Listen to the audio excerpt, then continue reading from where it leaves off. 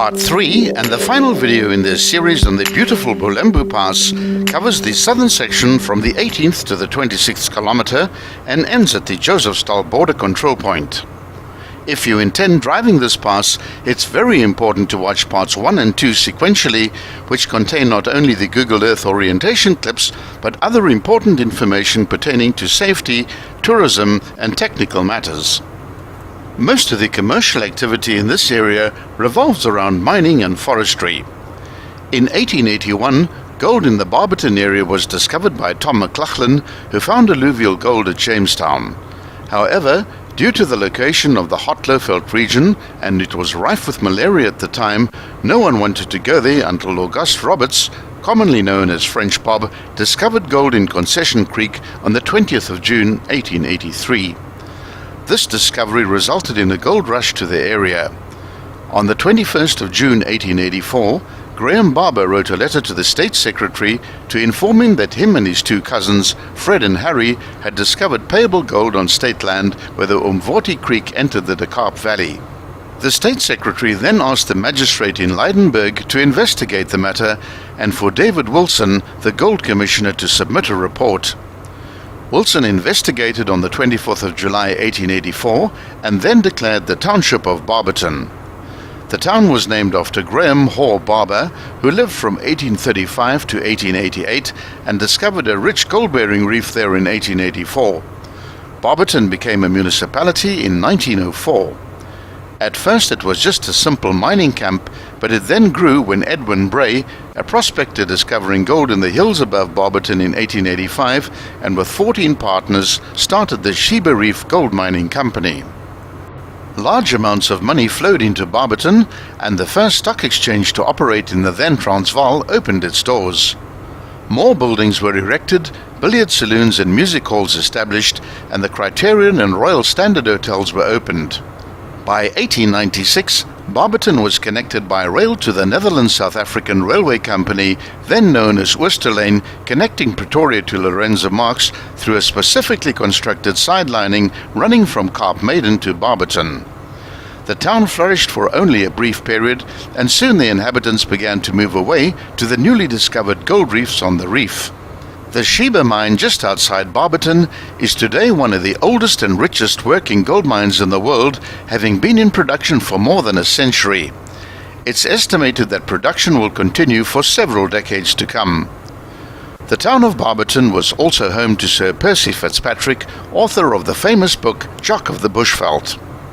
In 1889, Robert Jamieson discovered a unique flower in the area which was commonly known as the Barberton daisy. The nearby Songimvelo Nature Reserve is easily accessible via the Bulembu Pass. It has the highest known plant diversity for the Mpumalanga province, and the list of more than 1,400 known species range from several recently discovered species to the last wild population of the woolly cycad. The landscape ranges from a savanna plains to high grassy mountains and rolling hills, which broken landscapes make this reserve one of the most aesthetically attractive areas in the province. What's important to note about this reserve is that it's home to 4 of the Big Five. Songimvelo is a wilderness area. It is unrivaled for the dramatic scenery of the Barberton Bulembu Mountains and the deep valleys and gorges leading into the Komati River Valley. The reserve is home to 73 species of mammals, and Songimvelo geological systems and archaeological sites attract international scientists to this region. The reserve has for many years been an important breeding center for the white rhino. Despite gold being the principal target of the early prospectors in this area, other mineral discoveries were made that contributed to the Barberton Greenstone Belt being regarded as a favorable mineral exploration region. These included the discoveries of significant chrysotile asbestos, iron ore, magnesite, talc and barite deposits, as well as some occurrences of unusual semi-precious commodities such as verdite and budstone. Gold mining has continued almost uninterrupted up to the present day. New discoveries are still being made and old deposits are being reinvestigated as techniques of mining and extraction improve. These developments and the recent discovery of a nickel sulfide deposit associated with an old talc mine suggest that mining activities in the Barberton area are set to continue well into the foreseeable future. Down in the Diepgezet Valley and located in the serpentinized ultramafic rocks of the Msoli complex was the African chrysotile asbestos mine. The mine in the Diepgezet Valley was also known as the Msoli asbestos mine and was first worked in 1942 when Mr. Aysel and Cronje produced 148 tons of fiber. As there was no bridge across the Komati River at this time, an aerial ropeway was constructed and the fiber had to be then transported by road to the railhead at Breyten, a distance of approximately 130 kilometers.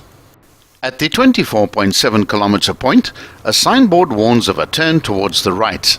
This is a wonderful gravel alternative if you don't intend visiting Swaziland. It drops very steeply down the Diepgezet Pass, and a visit to the old ghost town of Diepgezet is a must. From there you can continue onwards towards Badplaas. The valleys and mountains get deeper and bigger as you approach Swaziland.